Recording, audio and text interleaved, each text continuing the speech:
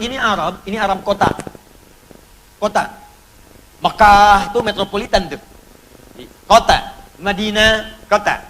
Di Nabi lahir di kota, tumbuh di kota, hijrah ke kota. Makanya ketika Yathrib itu dikunjungi oleh Nabi, hijrah berubah jadi kota. Karena statusnya kota. Arab itu Baduy, daerah. Gurun. Ya, dari kampung-kampung, gurun. Baduy. Ingat, jangan disamakan ya bagian antropologis atau wilayah di Arab dengan di kita, beda. Kalau di kita di Indonesia, orang-orang daerah tuh Masya Allah jujur, sopan, lembut, tuh kan? Baik-baik dan sebagainya. Nah, kota agak berubah karena dinamika lingkungannya berbeda. Tantangannya lain. Makanya kalau Anda misalnya ingin mencari pencuri, jangan ke desa. Sedikit ditemukannya. Di kota banyak. Pencopet ada. Oh, pencuri ada. Begal ada. Level paling kecil yang di bis kota sampai level paling besar yang makanannya tinggi. Maaf ya, sapi aja makanan rumput, yang besar ini makanannya aspal. Ada yang makan aspal, ada yang makan gedung, ada yang makan proyek, banyak sekali. Ada. Beda dinamikanya. Tapi kalau di Arab itu lain. Orang kota, orang yang cenderung berpendidikan. Kata-katanya lembut. Baik, pergaulan luas. Desa, karena di sana tipografinya lain dengan kita. Yang dilihat cuma padang pasir. Yang muncul cuma unta. Kelihatan unta lagi, kelihatan kadal gurun, gitu kan? Yang kelihatan cuman kadal gurun, cuman unta, padang pasir, suasana panas, sehingga berpengaruh kepada cara dia beraktivitas. Karakternya lain. Makanya orang-orang Arab dilukiskan dalam Al-Quran dengan asyaddu kufra wa difaqa.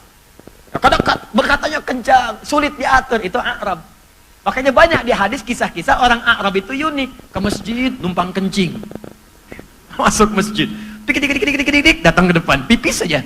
Umar kan udah naik pitam, Umar, naik. Kata Nabi, Umar jangan Arab. Belum tahu. Orang belum tahu, diberitahu. Gak usah dimarahin. Tuh, akhlak nanti. Orang belum tahu, diberitahu. Bukan dimarahin. Wah, ini sap belum lurus, mungkin belum tahu, diberitahu. Jangan dimarahin. Woi, luruskan. Masya Allah.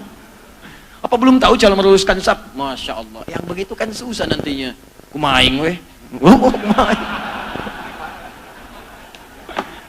Orang di dia 10 tahun. Oh, 10 tahun, masjidnya padahal baru 5 tahun tuh. Gak akan tuntas. Kembalikan ke awal. Jadi saya balikan ke awal, Arab itu apa? Orang kota. Arab orang desa. Qalatil a'rabu, orang Arab Baduy berkata, amanna. Quran surah 49 ayat ke-14. Ya Rasulullah, kami telah beriman. Apa jawab Nabi?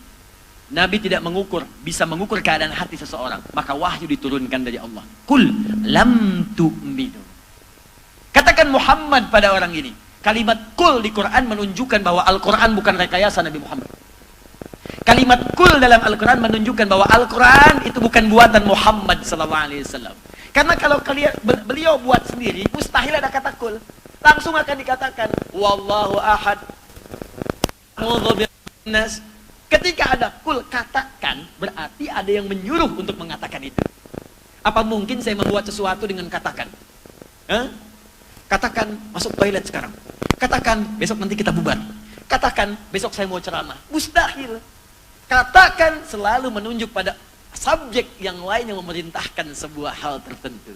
Maka kata kul dalam Al-Quran menunjukkan Al-Quran adalah murni firman Allah, bukan rekayasa Muhammad SAW. Kul, katakan Muhammad SAW, lam tu'minu. Nah, kata kul ini juga memberikan kepada kita, jangan pernah kita menyimpulkan keimanan atau kufur seseorang sepanjang dia telah beriman. Hati-hati.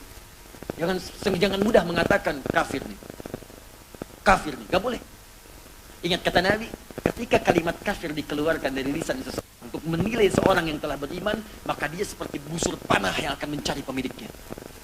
Kalau tidak ditemukan di dunia, maka dia mencari ke langit. Kalau tidak ditemukan di langit, maka dia akan kembali kepada yang mengucapkannya. Karena itu saking hati-hatinya, Al-Quran bahkan memberikan 3 kata untuk kalimat kafir. Cuman sayang kadang-kadang terjemahannya sama. Di Quran itu ada kafar, jamaknya kafaru. Ada kafir, jamaknya kafirun atau kafirin. Ada yang ketiga kufar. Kalau disebutkan kafar, itu bukan orangnya, tapi lebih kepada perbuatannya. Jamaknya kafaru. Contoh kafar yang tunggal. Quran surah ke-14 ayat 7. La in syakartum la azidannakum wa la in kafartum inna azabi lasyadid. La in syakartum, kalau engkau syukur kepadaku, kata Allah, yang bersyukur itu kan pasti orang beriman. Mustahil yang nggak punya iman bersyukur, itu mustahil. Yang punya iman, Anda punya harta, bentuk syukurnya zakat. Anda sehat, bentuk syukurnya ibadah. Kalau kamu syukur, saya tambah.